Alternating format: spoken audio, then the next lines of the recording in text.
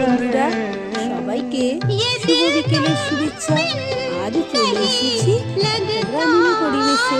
সেখানে দেখো শুধু সবুজ আর সবুজ, তাই ভাবলাম এত সুন্দর সবুজ পরিবেশ মূলো শাক। সবে মূলো শাক হয়েছে, কিছুদিন বাদে মূলো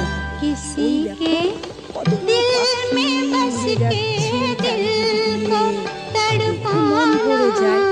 তাই ভাবলাম তোমাদের সাথে শেয়ার করি। দেখো ডুবন্ত সূর্য, তার পাশ দিয়ে পাখিরা কেমন চলে যাচ্ছে।